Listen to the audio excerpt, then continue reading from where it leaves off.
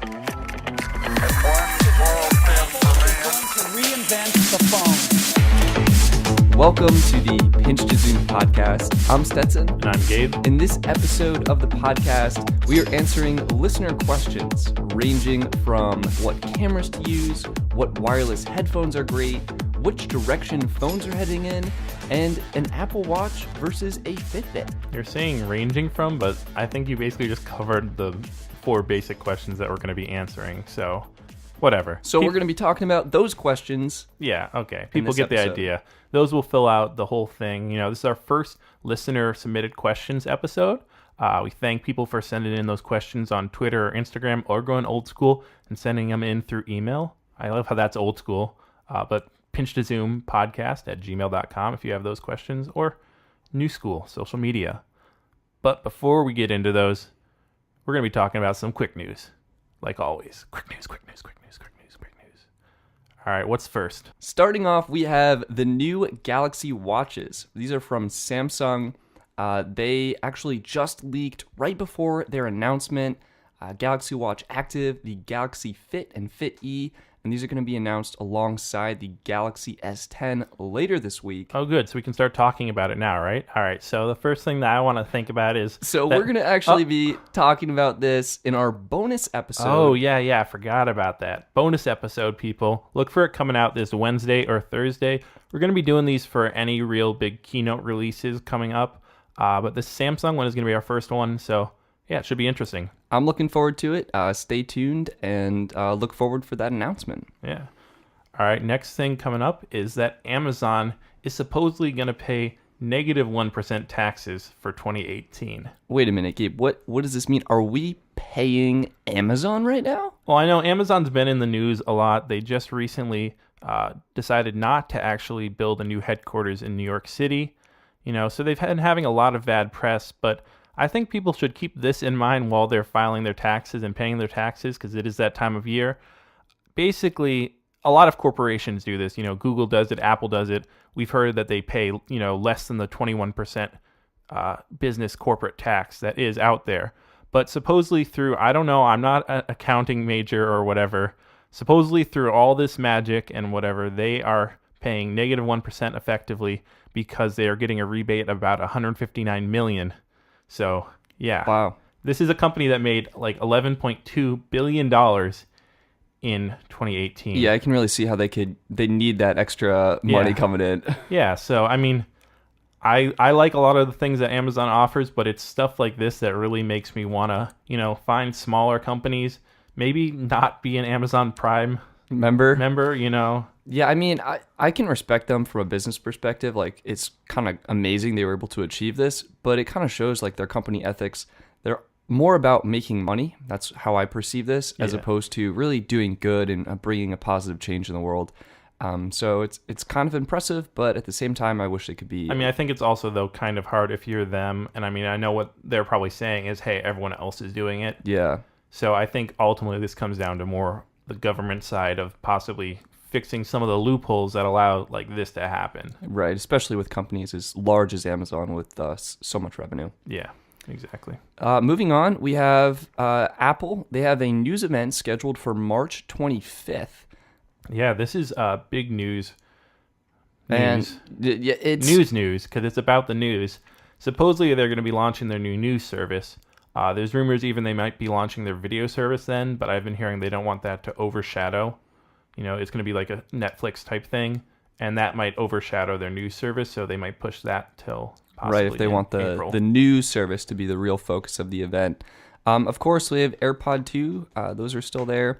We're now seeing a possible spring debut of these headphones with a new black color and a new wireless charging case, and another possible AirPods 3, I would say, in the fall with new internals and new features. And this could have the new biometric capabilities and things like that. Yeah, there's honestly, I think we're going to have to stop putting in all these rumors about Apple, because people love Apple, like people who are Apple fanboys. As soon as they release the new, like the last AirPods, there was rumors of the next AirPods, there's always a rumor mill of what's coming up next. So I think we'll just keep them to more confirmed leaks in the future. But, yeah, supposedly they don't really know what is going to be released alongside this news event.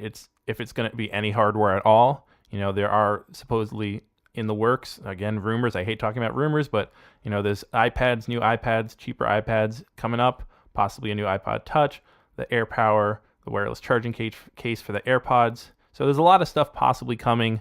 And then, of course, you got your Mac lineup. All that will be coming in this spring to like early summer. Who knows when, but yeah, we'll be talking about it then. I'm really looking forward to when this event happens. We can kind of put these rumors to rest. Yeah, right. It's honestly, it gets a little too much. My head's hurting now talking about it so much. But the interesting thing about this news event is that supposedly they've been having an issue because they want to be able to take a 50% cut of the subscription right off the top. And for, a lot of these, like, New York Times or Washington Post or whatever, like that's their revenue source. So how can you it's kind of scary to these publishers and these big newspapers or magazines. Instantly your subscription, whatever X it used to cost, you're gonna have to probably be selling that for the same price through Apple, but then they're just gonna take a 50% cut. Right. I mean, do you think Apple's user base would be large enough to support something like this? I mean, it might be large enough, but I just think they've got to be real. I mean, I don't know.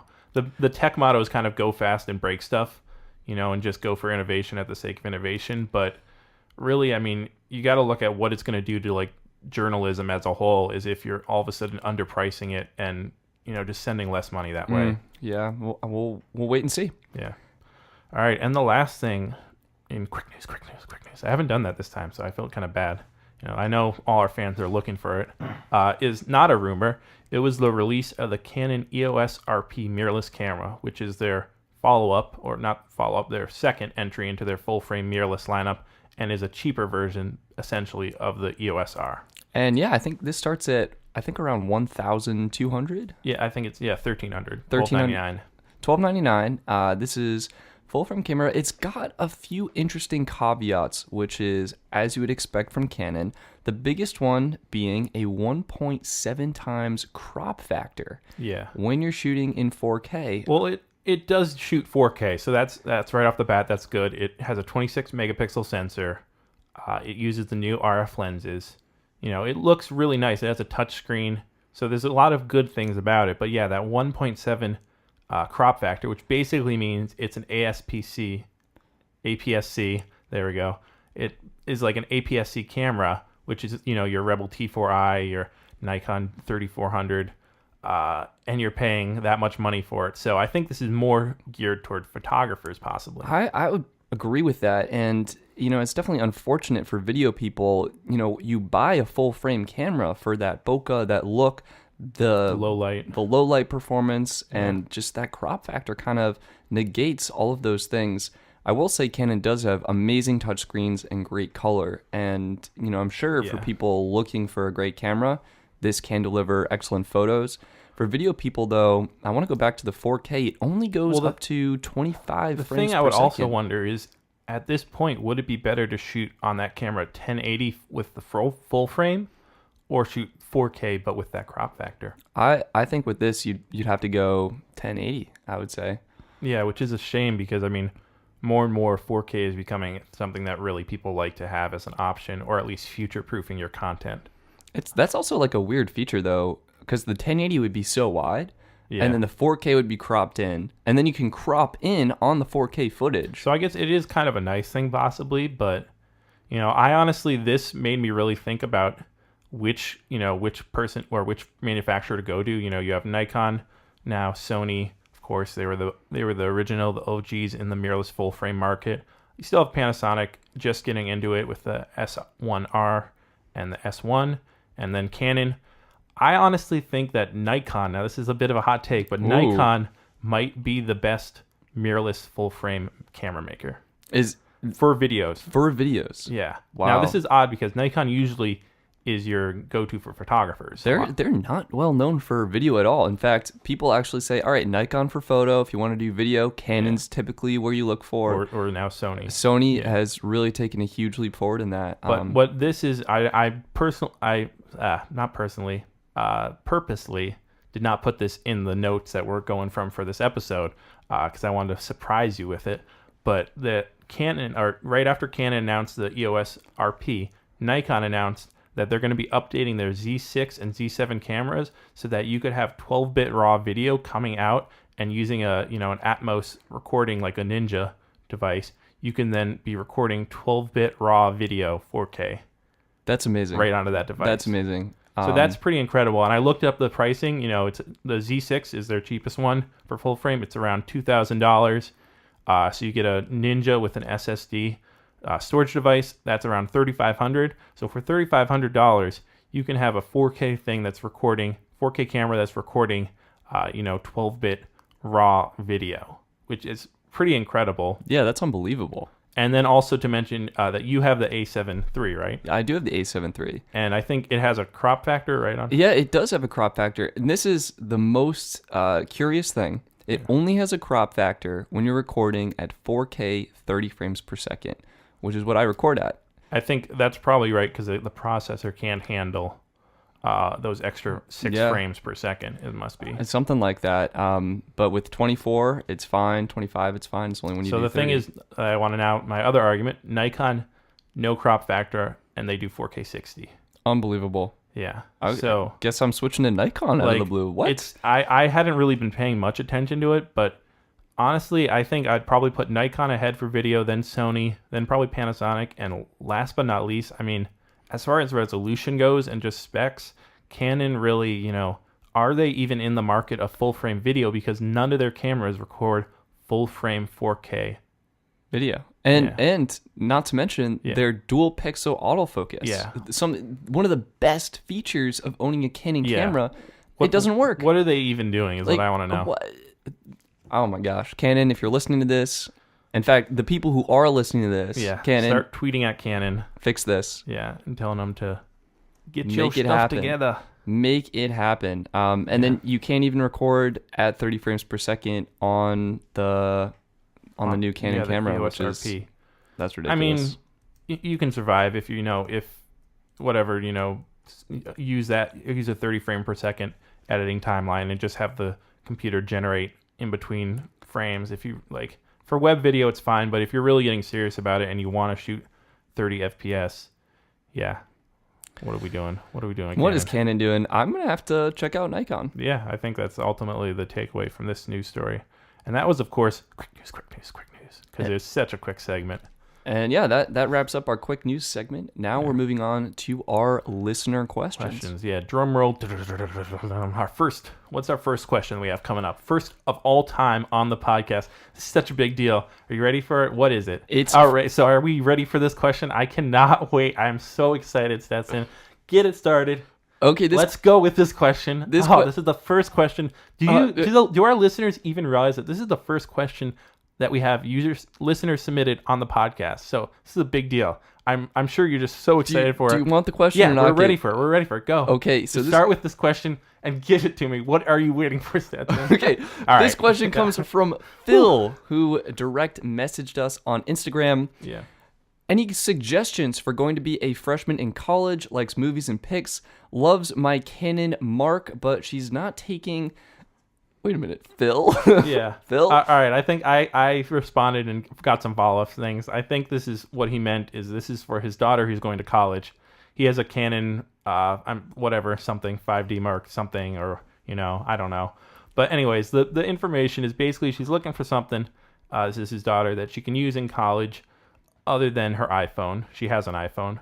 And she's not a photography major, so she doesn't need like a DSLR or anything. But she wants something that's small enough so she can, put it in her purse, put it in her backpack, easily take with her. But is, better than her iPhone, but also has Wi-Fi, so she can take a picture, put it to her iPhone over Wi-Fi, and then post it to social media. So that makes so much more sense. Yeah. So Phil, for your daughter going into college, I think I would recommend considering what do we look for a camera, that because it's most people can get by. It's that weird space where like iPhones or smartphones does a lot of the daily like point and shoot stuff, but point and shoots kind of still have a purpose possibly. And I think that's actually what I would recommend here. If you want something that's small enough to fit in a purse and be more portable that you actually are going to take with you, I think point and shoot is the way to go. You can, of course, get much better shots and more creative shots when you have a full DSLR with a lens. But I think for this person, considering a point and shoot is the way to go. Yeah, well, there's that saying, it's not the camera you have, but the camera you have with you. So yeah, she could go out there and get, a medium format camera that, weighs with a whole setup with a tripod weighs 30 pounds, costs a ton of money. But yeah, if you can only, leave that in the studio or whatever, then that's not going to help taking a picture with your friends while you're out hiking. Yeah, it's not worth it. So yeah, I think he was saying he wanted to spend somewhere from $500 to $800. So I was thinking, for one, with point and shoot, you definitely want to go with a 1-inch sensor. That's going to give you right away an advantage over your smartphone, because smartphones, due to their, size and trying to keep them small and thin, they're usually restricted to pretty small sensors. I mean, they do amazing stuff with them, but yeah, they're pretty small. And if you were to zoom in on a smartphone image, it really loses quality very quickly. Yeah. So what's your number one recommendation? Well, actually, before we get to that, I was just going to say the other things I was looking for before when I was trying to figure out what cameras would be good. I was saying decent, actually having optical zoom.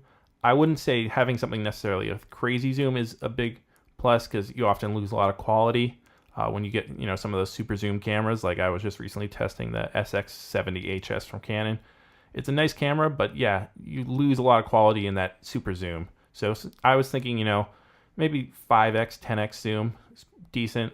Also having a viewfinder, which is, not all cameras have that. That would be a, if you're looking to do more like traditional photography. That's always a fun thing to have. Yeah. And manual controls is the last thing, because that's something you don't really have on your iPhone most of the time unless you can get an app for that. But I'm sorry, I'll specify physical manual controls. So having a ring around the lens that you can turn to, increase your aperture or adjust something. Yeah, exactly.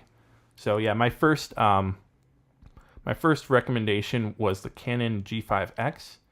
It's a $700 camera, so a little more pricey than most point and shoots, but it has 20 megapixels, 4.2x zoom, a 3-inch touchscreen, only 1080p 60 fps video, but it has a nice f1.8 aperture, so you get a really good wide aperture.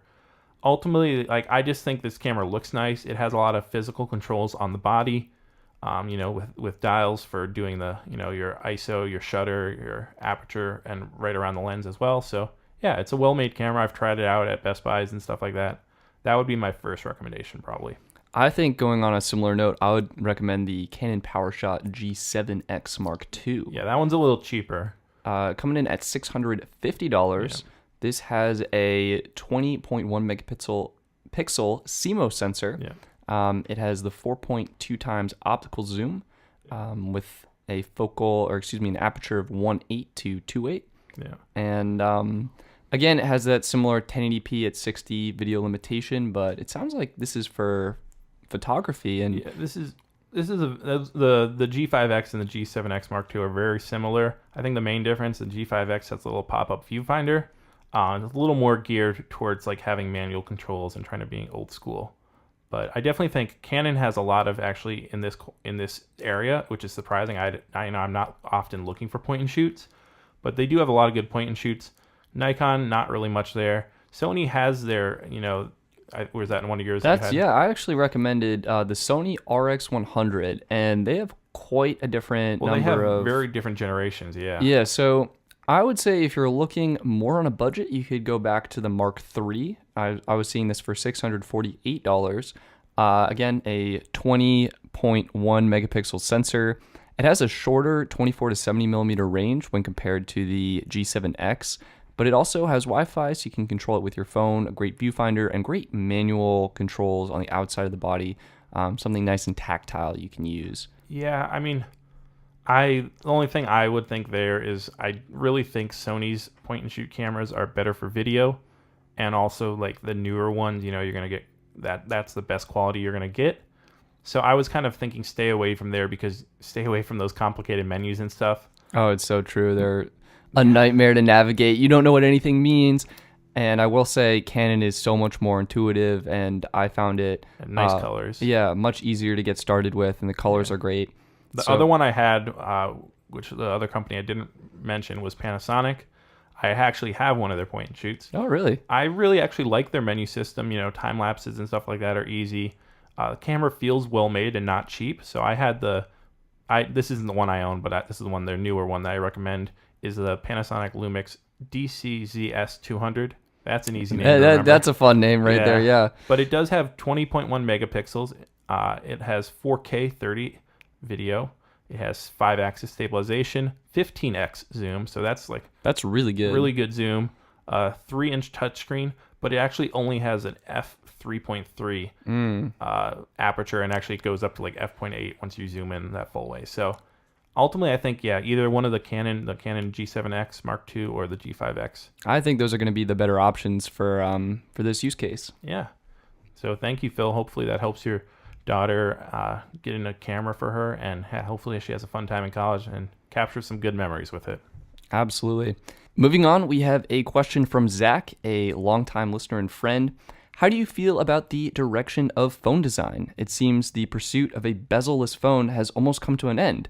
So what's next? And have we gone too far already? I mean, notches, pinholes, sliding cameras. Are we compromising on durability for a superficial cause?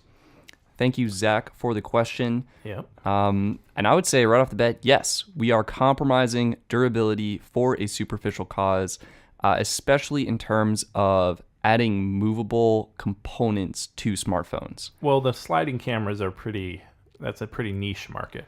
It is niche, but in terms of going bezel-less, I think what we're probably going to see on Wednesday from Samsung with that punch-out camera hole, I think that's going to be the ideal solution in some regards, where we don't have any moving components and we can keep that water resistance, we can keep that better design, more longevity, fewer things to break.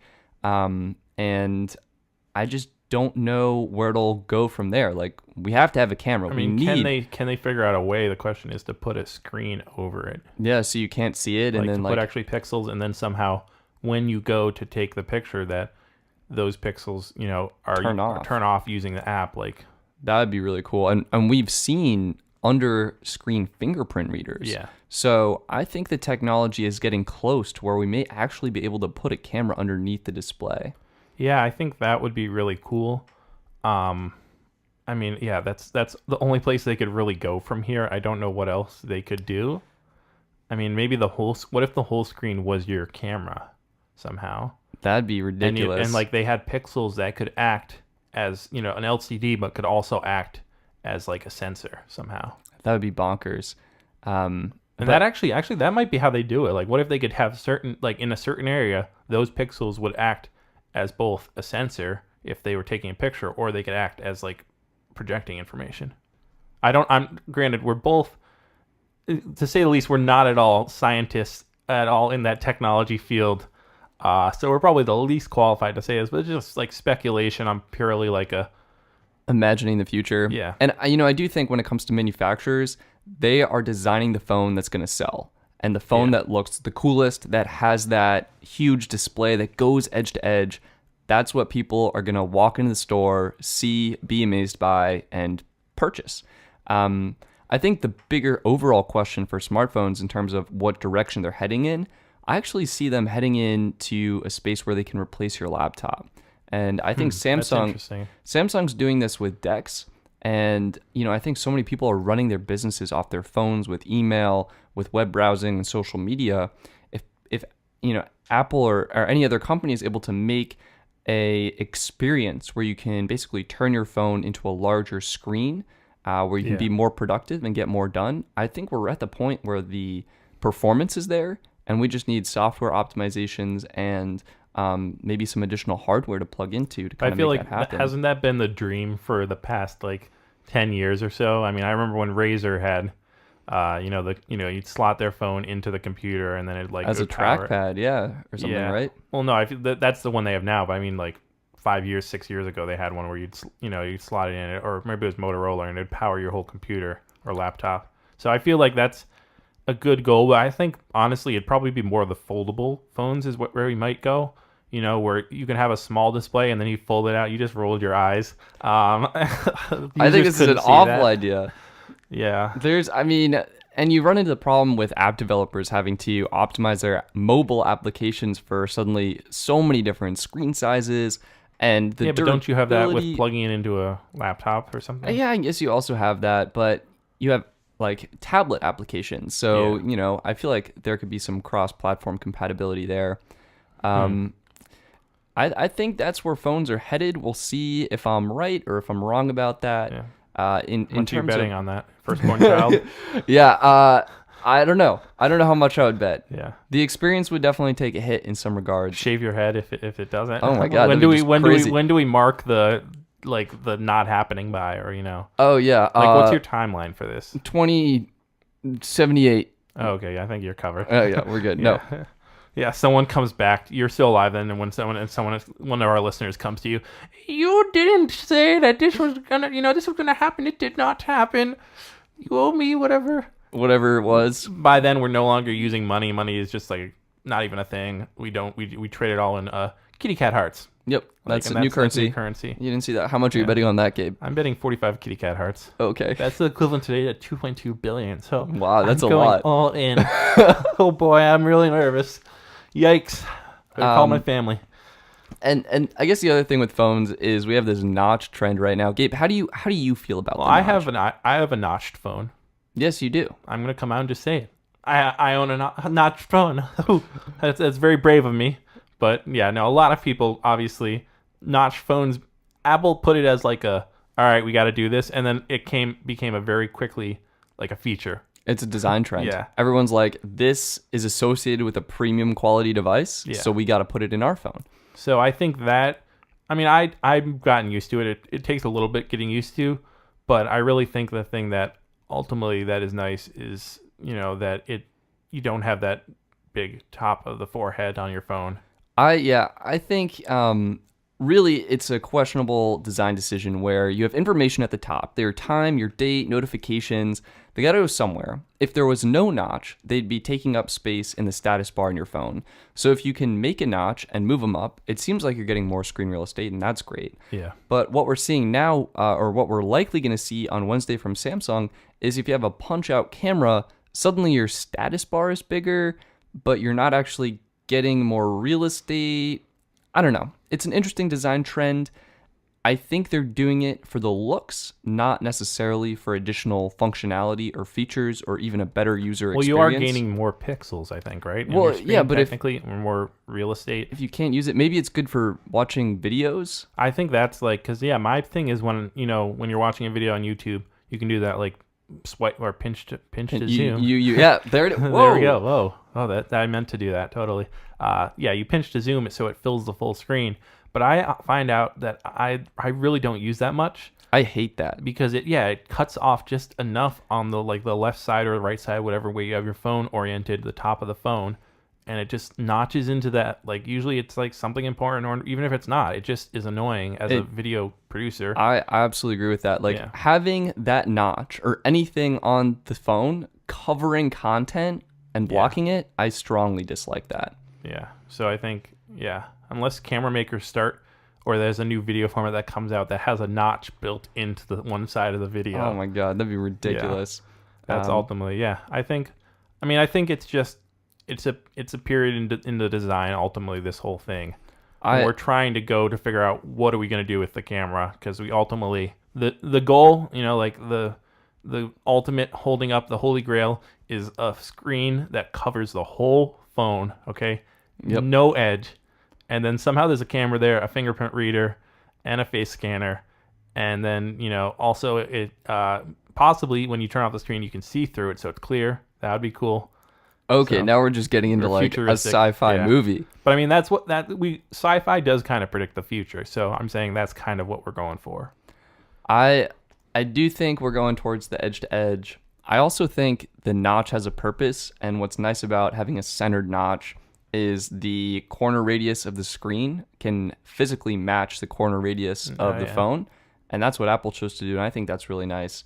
Also, if you go back, the LG V10 had a second display up top for applications and stuff, and this kind of goes back to the functionality. Like, are we really gaining any more functionality? Maybe. We're getting a cooler design, and I think that's what counts. Yeah. So yeah, thank you, Zach, for your question. I'm gonna read this one, okay? Because I haven't read one of these listener submitted. I always say user submitted. You're listening to the podcast. I use this podcast to actually, I do my woodwork with it. I hammer in those nails, and then I, saw the nails with the podcast. That's how powerful this audio is. Yeah, we have this. Yeah, be careful. There's going to be a 2-second burst of such piercing audio that can literally shatter glass. So be careful. And it's not just Stetson laughing every 20 seconds. But yeah, all right, here we go. This question was from Laurel. She emailed us at pinchtozoom@gmail.com. Yep, all one word. And anyways, sorry about that. She said, I want to know about the Apple Watch versus Fitbit. When I exercise, I want to know my heart rate, calories burned, etc. Do I really need an Apple Watch? And if not, which Fitbit should I use? I think this is a pretty common question, trying to decide between the Fitbit, Apple Watch. Obviously, there's other smart watches, smart bands, trackers out there, but these two are probably the most popular one. And she did mention that she is also an iPhone 8 user, so obviously that's why she's looking at an Apple Watch, and that she likes to run, does spin class, enjoys yoga, and just, obviously wants a way to track her fitness. I think she's right in this question. Apple Watch and Fitbit are the big ones, especially for iPhone users. And you kind of have this like in-between space where Apple Watch is for iPhone users. Yeah. And if you're a Samsung Galaxy user or Android users, I think Samsung's smartwatches are some of the most compelling right now, depending on what you're looking at. But for fitness, it's, Apple Watch, Fitbit, Garmin is sometimes thrown in there. Yeah, they're definitely Garmin's more for runners, I think. Yeah, but this is a really great question, and this is actually kind of perfect for us. I am an Apple Watch user, and I own a Fitbit. And use it, not just own it. I'll leave it on my shelf. It's framed. Yeah. My Fitbit. How are you doing today? Gabe, you want to talk about your Fitbit? Like what? Well, when I worked at Best Buy, I really was a big proponent of Fitbits, and anytime anyone came in looking for a Fitbit, I would always take them and talk to them, because my dad has a Fitbit, and since we bought that for him, that was how we introduced him to Fitbits. He has become a very avid Fitbit user. So much so that he actually now owns, I think, 2 Fitbits. He has, I think, the Alta HR for when he didn't like that one, I think, because it can't track how many flights of stairs you climb because it doesn't have a barometer. But anyway, so he has that one. But he also then bought himself the Fitbit Versa, which is their kind of smartwatch thing that they have that can almost do kind of what an Apple Watch does, but not at all. It's like a more affordable version of an Apple Watch.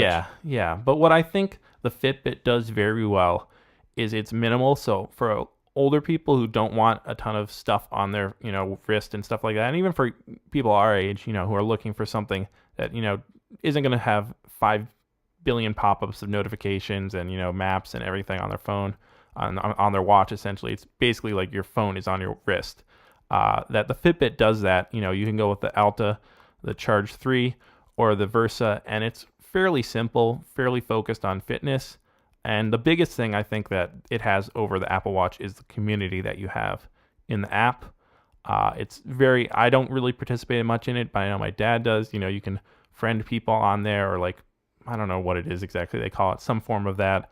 And then they have kind of challenges that you do. Like, for example, you can have a marathon challenge, and it will be who can walk, 26.2 miles. So you're competing with people around the world, seeing who can finish that marathon. So I don't know. It's a kind of fun fitness-based community that you're also joining when you get a Fitbit, I think. So that's awesome. I had no idea about the community, and that's definitely something the Apple Watch doesn't have.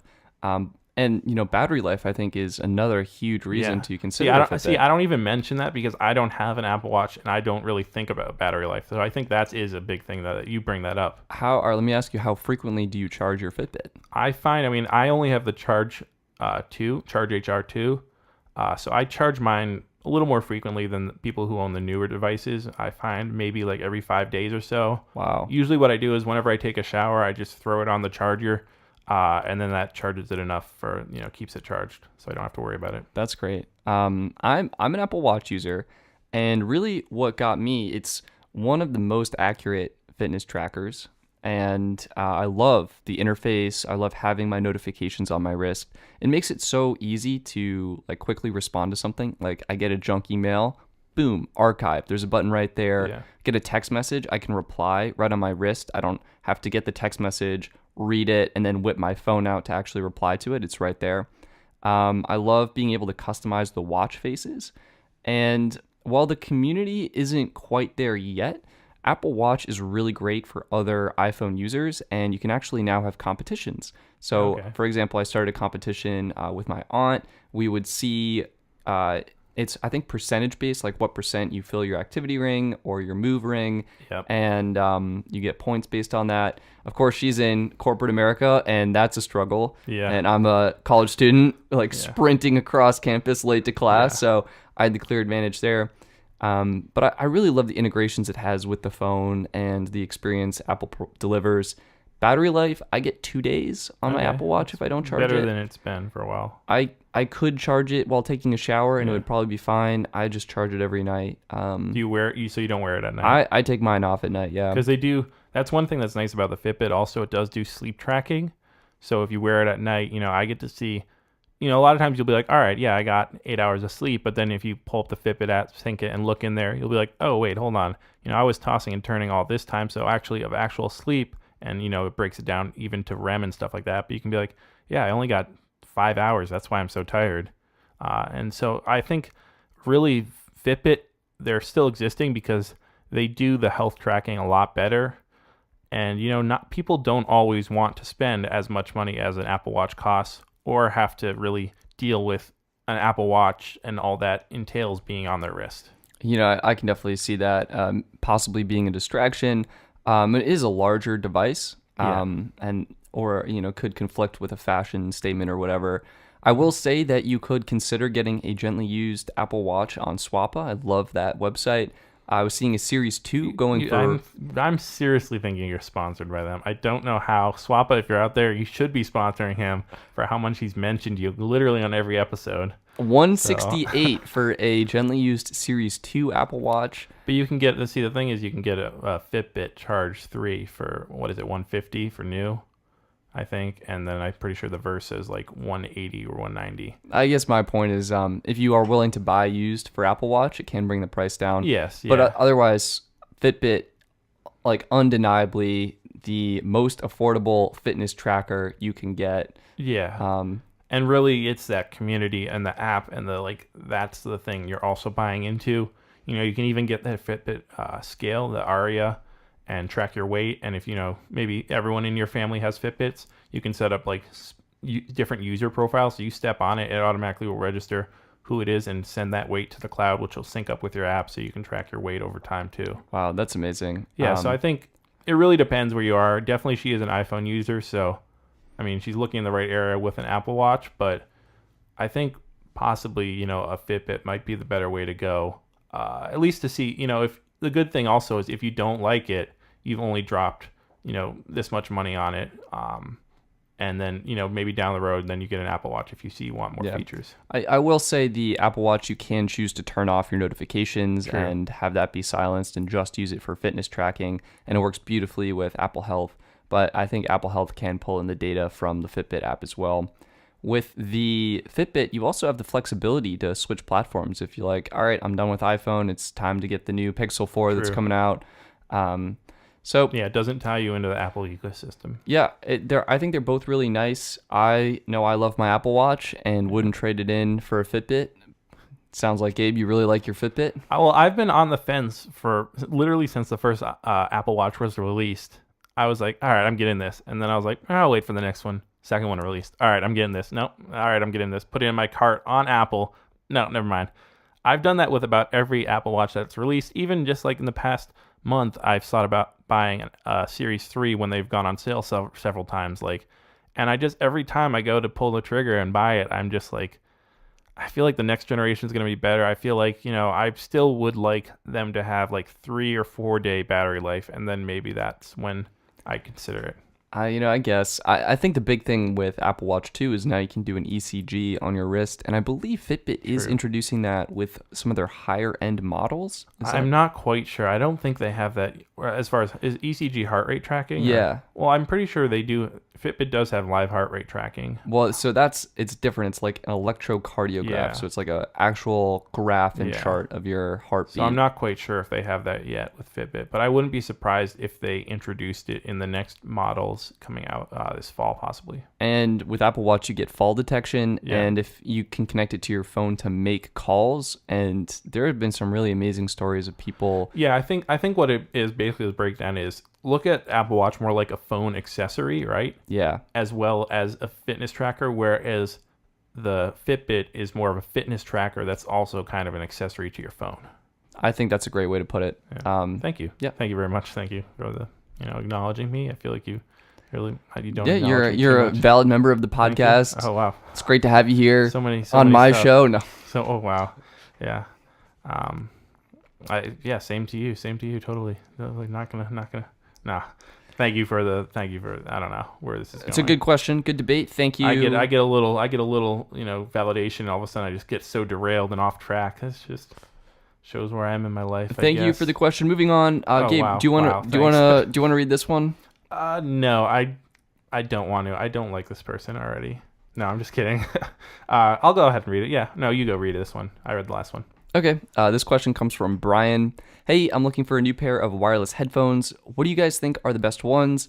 I've been looking at the Bose QC35s. Those are good ones. The Sony WXM3s and the Beats Studio wireless headphones. Is it worth dropping $350 on headphones, or you know something better out there for less? That's a good question, Brian. It's the Beat Studio 3s, I think he meant. Yes, probably, too. yeah, Beats Studio 3s. Yeah, that's a very good question. I think that's on a lot of people. That's actually been on our minds a lot too recently. I know, because you're looking for a pair of headphones. I'm also looking for a pair of headphones. So this question really resonates for me, and I've been watching all the reviews. And, Brian, you definitely picked out some of the best ones. So it's the Sony WH-1000 XM3s, the Bose QC35s, the Beats Studio 3s, and another pair that, Brian, you didn't mention, but is something to consider is actually the Surface headphones. Oh, yeah, yep. We just went up to a Best Buy, actually, or no, the Microsoft Store, sorry, to try those out in person. And that was a fun experience. Yeah. Gabe, what's your take on the headphone space right now? I really, I've never been a fan of Beats. I know they look really good. A lot of people love them. So right off the bat, Brian, if you just want, are in it for the style kind of, and aren't really a huge audiophile, but, Beats still sound good. I mean, I'll give them that. But if you're really in it for like the looking like, the NBA player, or not the NFL player, because they're sponsored by Bose. So they'll always be rocking the Bose. But yeah, like if you want to be that hip hop mogul type person, Dre was the first hip hop billionaire. So yeah, go with the Beats. Otherwise, I'd probably look at more the Sony or the Bose, and then really the Surface, sorry, I think are probably more for, I don't know, like, I guess if you're a Microsoft user.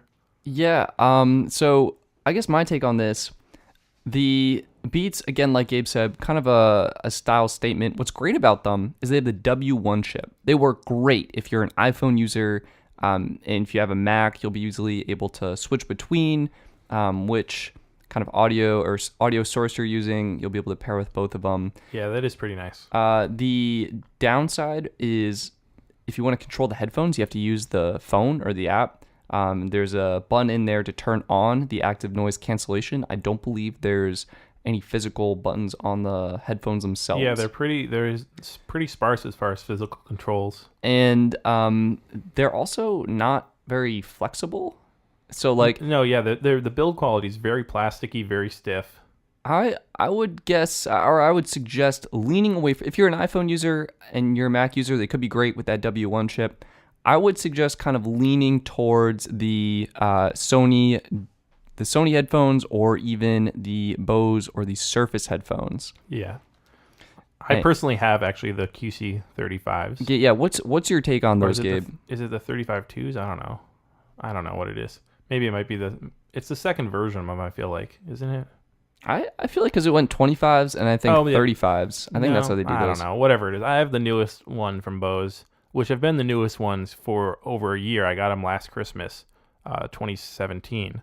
So there's definitely there's bound to be a new version coming out. I think you're holding off on them until they get a USB-C. Yeah, so my thing with the Bose is they use USB Type B to charge. That's micro USB. Micro USB, excuse me. That's ridiculous. Yeah. I refuse to pick up a pair of headphones.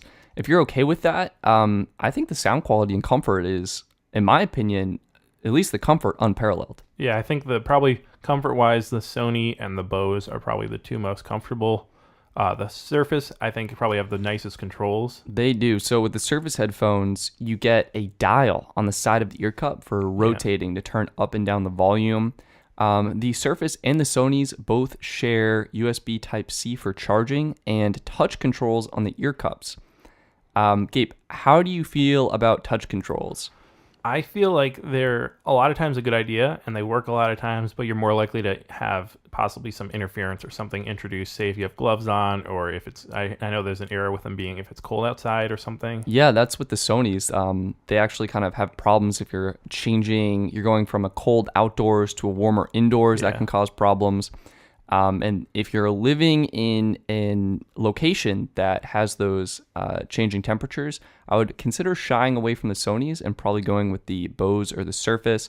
And I agree with Gabe, like the touch controls seem nice, but they also seem more like a hassle than they're worth. Like if you're wearing gloves or something, you don't get a tactile feedback. Yeah. It can be hard to trigger the right gestures. I like how the Surface have the dials on the side to turn. That is, I like it because it's like a slightly bigger controls rather than just like a tiny switch or something. But at the same time, it's not necessarily having to use that touch interface. Yeah. If I were to buy a pair right now, I'd probably go Surface. Yeah, I think I would stick with my QC35s, even if I had to buying again. Trying to not just factor in that I have them. Ultimately, I think that $300 to $400 is a lot of money for headphones. $350 are most of what these headphones are. Beats are a little less sometimes, I think. But if you really feel that you use them, most of the time I know when I'm listening to music on the go, I'm going to use those headphones. And so if you do that, if you do a lot of traveling, it's really, you can get easily 2 to 3 years of use out of a pair of headphones like these, even replace the ear cups down the road. So yeah, I think it's worth it.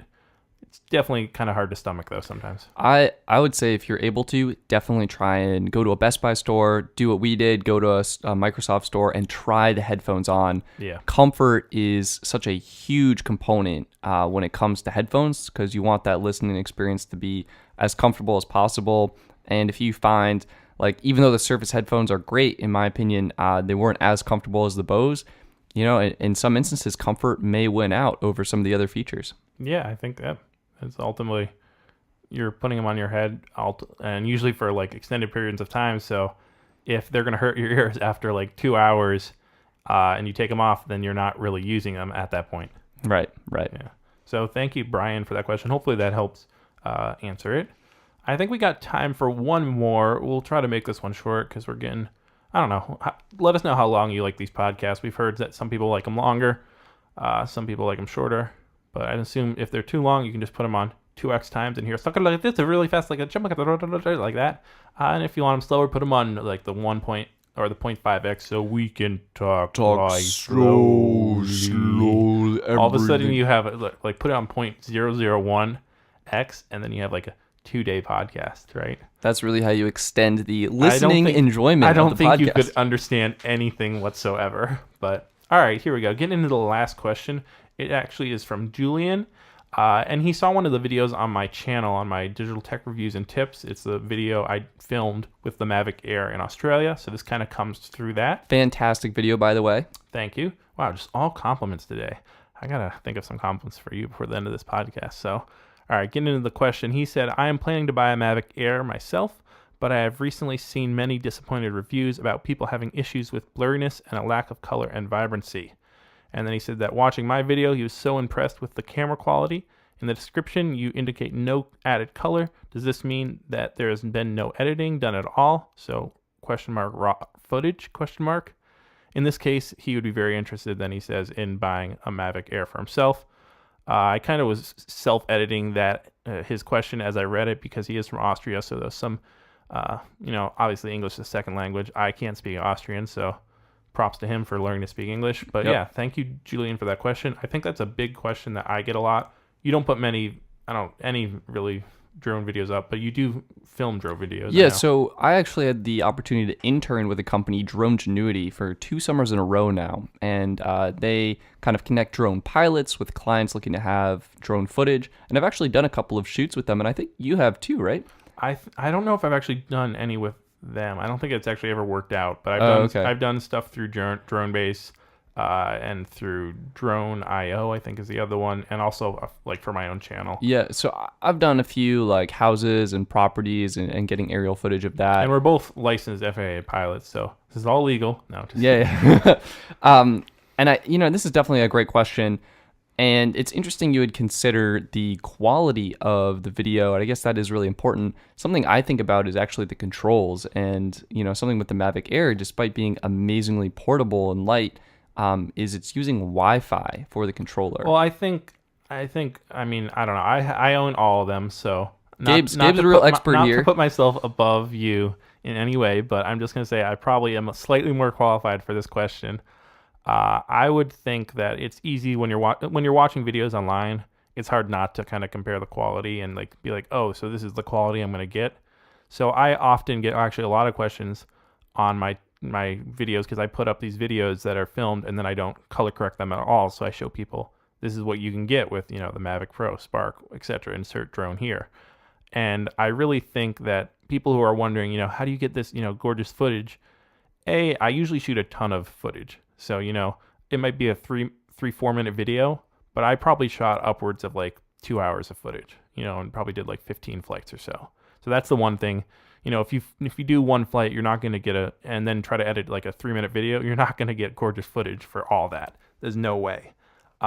Maybe if you're filming on like an Elta 8 with like a red camera, but most likely not. Yeah. And even then, a lot of it comes down to the art form of flying, getting those smooth shots, the tilt ups as you're flying. That's another skill in itself. Yeah, I mean, you can talk to that, like learning your controls, basically, like just as a gamer would learn. All right, this is how I, manipulate the controls to win games. This is how you manipulate the drone controls to get that perfect shot that you have in your mind, but can make the drone do exactly that. So what's your take on the Mavic Air quality, Gabe? As someone who put together a lot of comparison videos, how do you think it stacks up? I think for its size, and for its price, it's around $800. It can fit literally, like in a backpack on its own with 3 batteries, a charger in a backpack. Like that's incredible. You can't deny that portability. Quality wise, it definitely has issues with like dynamic range and stuff like that. But ultimately, like when you're filming with the drone, it's really about where you're filming, what time of day you're filming, how you're composing your shots. So I think that's really all the biggest thing that it comes down to. Yeah, you can fix it in post with some cool editing and stuff, but if you're not choosing cool places to fly and, rather than just flying in like a boring field for all your shots, why don't you, maybe find a cool angle that you can get on a building, without breaking laws or anything, of course, but, look up where you can find like something interesting visually to fly a drone around. And then I always tell people when you first get a drone, your instinct is going to be to fly super high. And that's probably not the worst thing because that's the safest area for a drone to fly. You're not going to hit stuff.